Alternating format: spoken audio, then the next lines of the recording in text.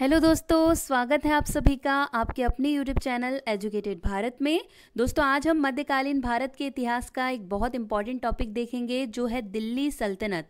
यहाँ हम इसके टॉप 70 एमसीक्यूज कंप्लीट करेंगे। ये इस टॉपिक का पार्ट 1 है, इसके बाद पार्ट 2 भी आपको मिलेगा और इसमें मैंने वो सभी क्वेश्चंस डाल दिए हैं जो एग्जाम में बार बार पूछे जाते हैं। अगर आप ये 2 वीडियो इस टॉपिक के देख लेते हैं तो आपको कुछ भी बाहर इससे नहीं जाएगा, आपको और कुछ पढ़ने की ज़रूरत नहीं पड़ेगी। तो प्लीज़ वीडियो को एंड तक ज़रूर देखिए।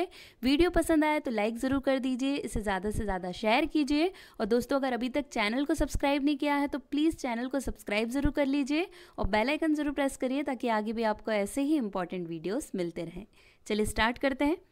फर्स्ट क्वेश्चन, महमूद गजनबी के सभी आक्रमणों में सर्वाधिक महत्वपूर्ण आक्रमण कौन सा था, ये बताना है। तो इसका सही आंसर यहाँ पर हो जाएगा सी, सोमनाथ मंदिर पर जो आक्रमण किया था 1025-26 में महमूद गजनबी का ये सबसे महत्वपूर्ण आक्रमण माना जाता है। नेक्स्ट, महमूद गजनवी के भारत पर आक्रमण का उद्देश्य क्या था?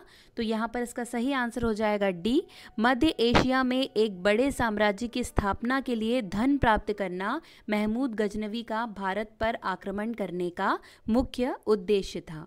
नेक्स्ट, गजनी का वह प्रथम शासक कौन था जो खलीफाओं से सुल्तान की उपाधि धारण ग्रहण कर सुल्तान कहलाने वाला प्रथम शासक बना? बहुत ज़्यादा पूछा जाता है क्वेश्चन। सही आंसर यहाँ पर हो जाएगा बी, महमूद गजनबी। नेक्स्ट,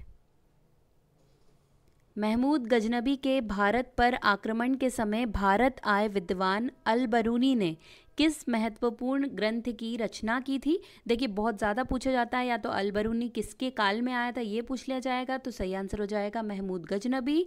और अल बरूनी ने कौन सा महत्वपूर्ण ग्रंथ लिखा है?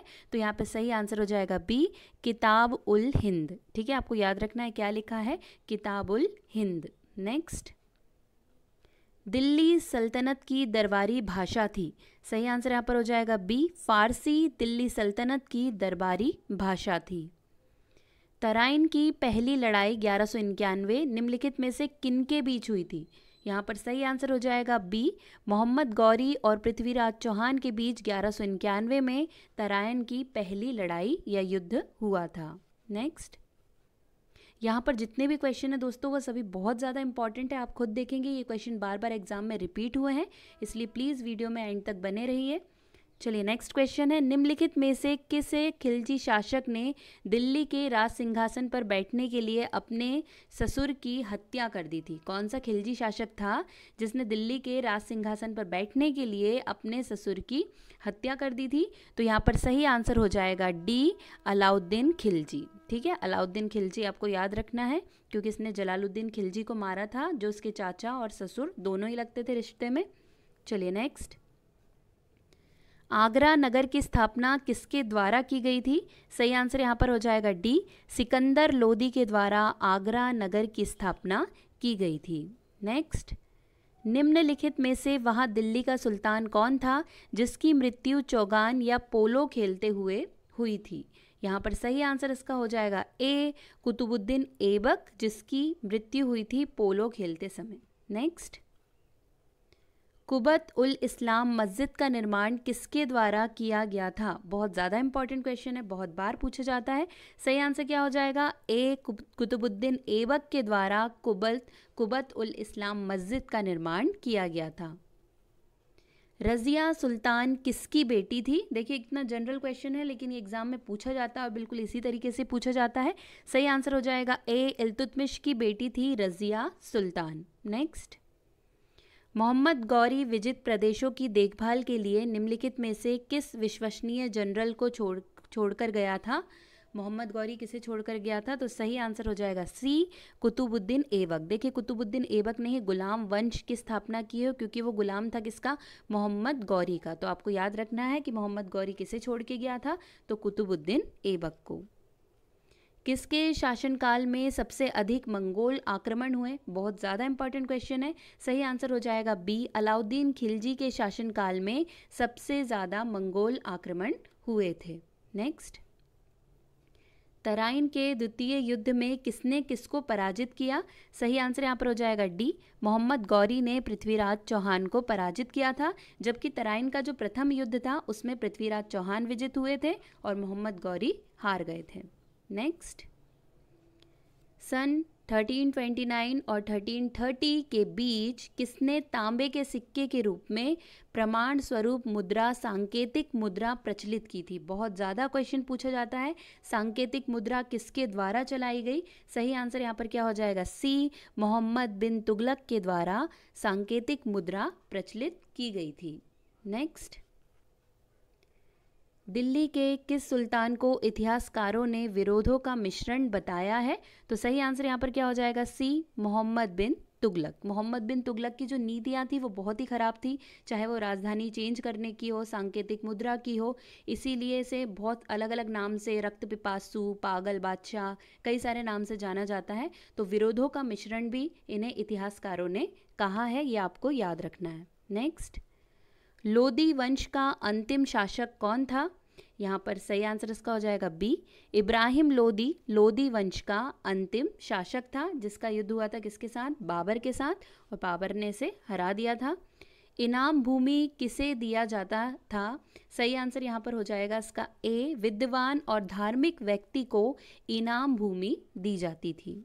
नेक्स्ट, उत्तरी भारत की प्रथम मुस्लिम महिला शासक, दिल्ली पर राज करने वाली प्रथम महिला शासिका कौन थी? सही आंसर यहाँ पर हो जाएगा ए, रजिया सुल्तान। कई बार पूछा जाता है प्रथम महिला शासिका कौन थी, तो सही आंसर क्या हो जाएगा?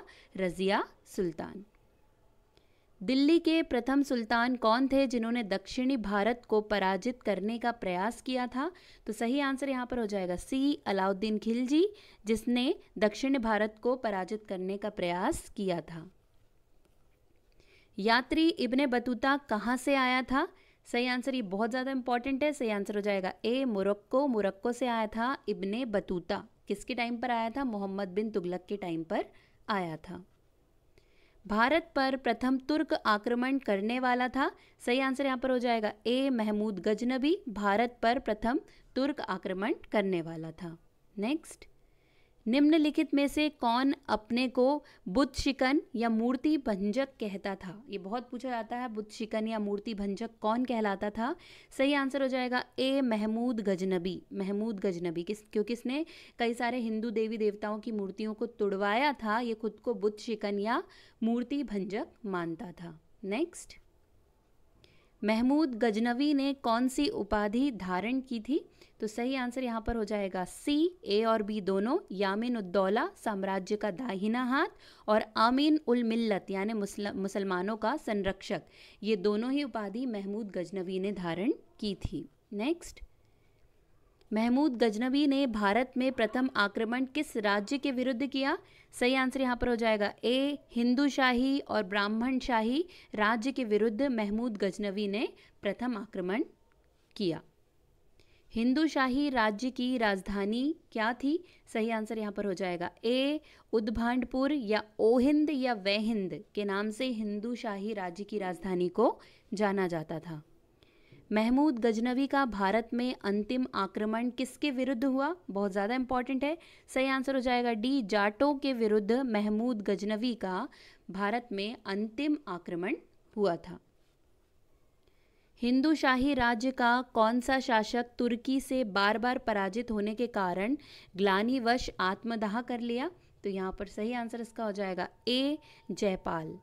नेक्स्ट, महमूद गजनी किस वंश का शासक था? बहुत इंपॉर्टेंट है, सही आंसर यहाँ पर हो जाएगा ए, महमूद गजनी यामिनी वंश का शासक था। नेक्स्ट, महमूद गजनवी के साथ भारत आने वाले इतिहासकारों में कौन शामिल नहीं था?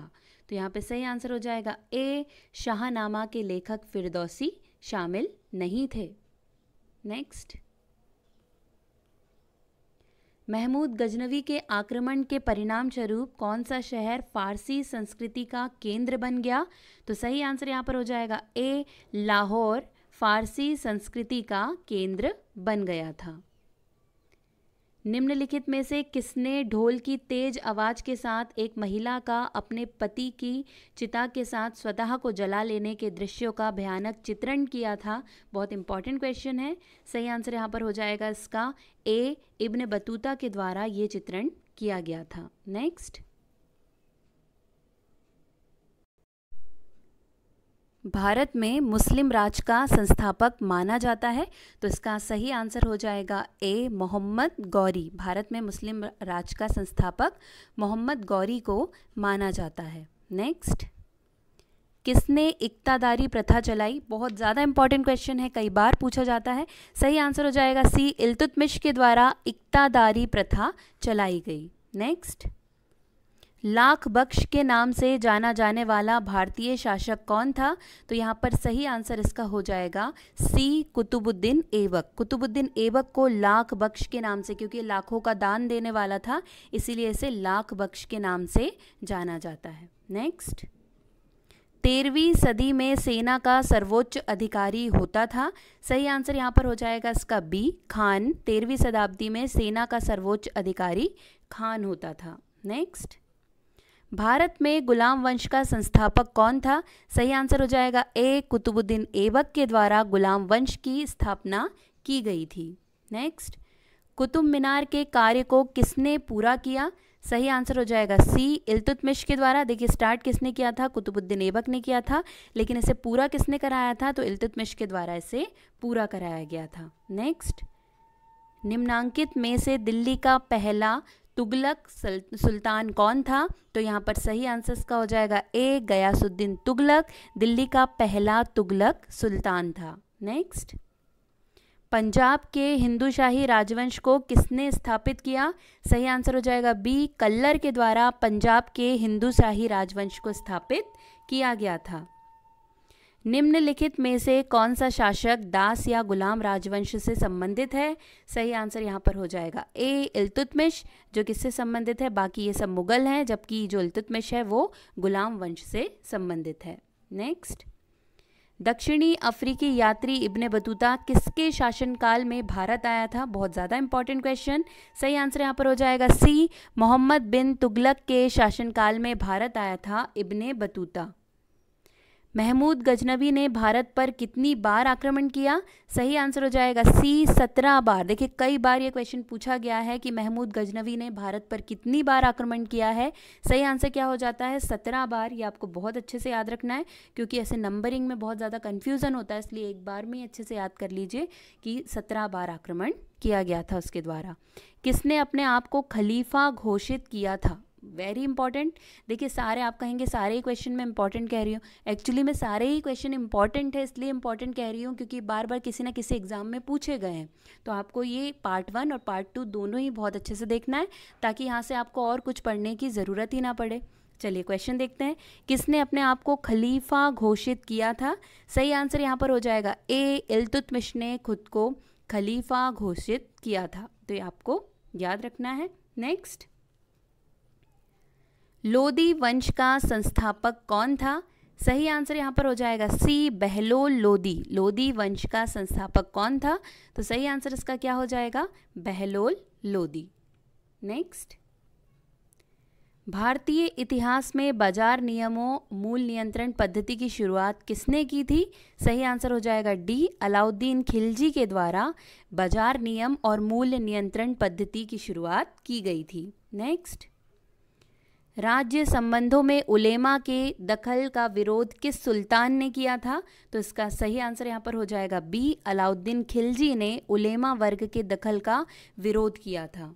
नेक्स्ट, अल बरूनी द्वारा रचित पुस्तक किताब उल हिंद या तारीख उल हिंद में किन विषयों की समीक्षा की गई है? तो सही आंसर यहाँ पर हो जाएगा डी, इनमें से सभी, मतलब भारतीय गणित, भारतीय इतिहास, भूगोल, खगोल विज्ञान, दर्शन, इन सभी की समीक्षा की गई है। नेक्स्ट, अल बरूनी का पूरा नाम क्या था? सही आंसर हो जाएगा ए, अबू रेहान मोहम्मद। या याद रखना है क्योंकि जो लेखक होते थे उनके कई बार पूरे नाम पूछ लिए, जैसे अमीर खुसरो, तानसेन, अल बरूनी, इनके हमेशा नाम पूछे जाते हैं कि इनका रियल नेम या इनका पूरा नाम क्या था, तो ये हमें हमेशा याद रखना होता है। नेक्स्ट, अल बरूनी के अनुसार अंतज्य चतुष्वर्ण के नीचे का वर्ग में कौन शामिल थे? तो सही आंसर हो जाएगा इसका सी, ए और बी दोनों, मतलब धोबी, मोची, जादूगर, डालिया व ढाल बनाने वाला, नाविक, मछुआ, व्याध, जुलाहा, ये सभी चतुवर्ण के नीचे का वर्ग यानी अंत्यज अलबरूनी के अनुसार इसमें शामिल थे। नेक्स्ट, 11वीं सदी के भारत का दर्पण किसे कहा जाता है? तो यहाँ पर सही आंसर हो जाएगा ए, किताबुल हिंद को 11वीं सदी के भारत का दर्पण कहा जाता है। नेक्स्ट, वे हिंद का युद्ध निम्नलिखित में से किनके बीच लड़ा गया? सही आंसर हो जाएगा ए, महमूद गजनवी और आनंद पाल के बीच वे हिंद का युद्ध लड़ा गया था। नेक्स्ट, दिल्ली सल्तनत का वह प्रथम सुल्तान कौन था जिसने स्थायी सेना रखी? इसका सही आंसर हो जाएगा सी, वेरी इंपॉर्टेंट, कई बार पूछा गया है, अलाउद्दीन खिलजी वो पहला सुल्तान था जिसने स्थायी सेना रखी थी और सेना को नकद वेतन देता था। नेक्स्ट, दिल्ली के निम्नलिखित सुल्तानों में से किसने तैमूरी शासक मिर्ज़ा शाहरुख के अधिराज्य में आना स्वीकार किया? तो सही आंसर यहाँ पर हो जाएगा सी, खिज्र खां सैयद। नेक्स्ट, निम्न में से कौन गुलरुखी के उपनाम से कविताएं लिखा करता था? सही आंसर हो जाएगा डी, सिकंदर लोदी, जो गुलरुखी लिपि या शीर्षक से कविताएं लिखा करता था। नेक्स्ट, दिल्ली पर शासन करने वाले निम्न वंशों का सही क्रम क्या होगा? गुलाम वंश, खिलजी, लोदी, सैयद, तुगलक। तो यहाँ पर इसका सही आंसर हो जाएगा बी, मतलब सबसे पहला गुलाम वंश, फिर खिलजी वंश, उसके बाद तुगलक, फिर उसके बाद सैयद और लास्ट में लोदी वंश। नेक्स्ट, गुलाम वंश के आरंभिक शासकों का निम्न में से कौन सा सही अनुक्रम है? तो सही आंसर यहाँ पर हो जाएगा बी, सबसे पहले कुतुबुद्दीन ऐबक, उसके बाद आराम शाह, फिर इल्तुतमिश और उसके बाद रज़िया सुल्तान। तो सही आंसर क्या हो जाएगा? बी। नेक्स्ट, अलाई दरवाज़ा निम्न में से किसका मुख्य द्वार है? सही आंसर हो जाएगा सी, कुतुब मीनार का मुख्य द्वार है अलाई दरवाज़ा। नेक्स्ट, निम्न में से किसका आक्रमण भारत पर किया गया द्वितीय तुर्क आक्रमण था? सही आंसर हो जाएगा बी, मोहम्मद गौरी। नेक्स्ट, मोहम्मद गौरी किस वंश का था? बहुत ज़्यादा इंपॉर्टेंट क्वेश्चन है। सही आंसर हो जाएगा शंशवनी वंश से रिलेटेड था मोहम्मद गौरी, और ये कई बार एग्जाम में पूछा भी गया है। नेक्स्ट, मोहम्मद गौरी को किस अन्य नाम से भी जाना जाता है? सही आंसर यहाँ पर हो जाएगा डी, इनमें से सभी। इसको इनमें से सभी नाम से यानी शहाबुद्दीन धर्म का ज्वलंत नक्षत्र, मुइनुद्दीन और मोहम्मद बिन साम, ये सभी नामों से इसे जाना जाता था। नेक्स्ट, मोहम्मद गौरी ने 1175 में भारत पर पहला आक्रमण किस राज्य के खिलाफ किया? तो सही आंसर यहाँ पर हो जाएगा ए, मुल्तान के खिलाफ सबसे पहला आक्रमण मोहम्मद गौरी ने 1175 में किया था। भारत का वह पहला शासक कौन था जिसने मोहम्मद गौरी को पराजित किया?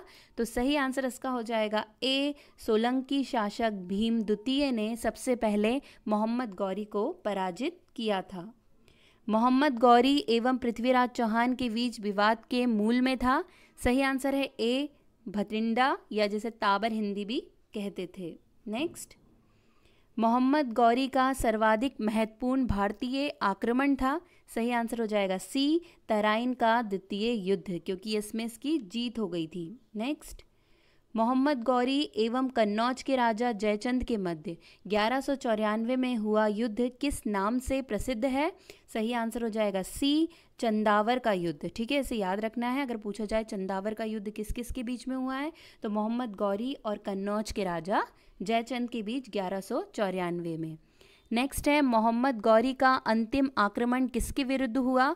सही आंसर हो जाएगा डी, पंजाब के खोखर के विरुद्ध मोहम्मद गौरी का अंतिम आक्रमण हुआ था और खोखरों ने इसकी हत्या कर दी थी। नेक्स्ट है, मोहम्मद गौरी के किस सेनापति ने बिहार विजय, बंगाल विजय एवं असम पर आक्रमण किया? तो सही आंसर यहाँ पर हो जाएगा बी, इख्तियारुद्दीन मोहम्मद बिन बख्तियार खिलजी, जिसने बिहार विजय, बंगाल विजय और असम पर आक्रमण किया था। नेक्स्ट, भारत में मुस्लिम राज्य का संस्थापक मोहम्मद गौरी को माना जाता है, परंतु भारत में स्वतंत्र मुस्लिम राज्य का संस्थापक किसे माना जाता है? सही आंसर यहाँ पर हो जाएगा ए कुतुबुद्दीन ऐबक को। नेक्स्ट, ये लास्ट क्वेश्चन है। अलाउद्दीन खिलजी के आक्रमण के समय देवगिरी का शासक कौन था? तो यहाँ पर सही आंसर हो जाएगा ए रामचंद्र देव। देखिए बहुत इंपॉर्टेंट क्वेश्चन है, पूछा जाता है कि जब अलाउद्दीन खिलजी का आक्रमण हुआ था देवगिरी पर, तब वहाँ का शासक कौन था? तो सही आंसर क्या हो जाएगा? रामचंद्र देव। चलिए यहीं पर हमारे 70 क्वेश्चन कंप्लीट हो गए हैं। पार्ट 1 कंप्लीट हो गया है। इसका पार्ट 2 भी है जो बहुत ज़्यादा, जिसमें इंपॉर्टेंट क्वेश्चंस हैं, तो वो भी आपको देखना है। दोनों ही पार्ट बहुत इंपॉर्टेंट है, तो प्लीज़ कल इसका नेक्स्ट वीडियो अपलोड होगा, वो भी ज़रूर देखिएगा। इसे ज़्यादा से ज़्यादा शेयर कीजिएगा। आज के लिए बस इतना ही दोस्तों। अब आपसे मुलाकात होगी एक नए वीडियो के साथ। तब तक के लिए पढ़ते रहिए, आगे बढ़ते रहिए। जय हिंद, जय भारत।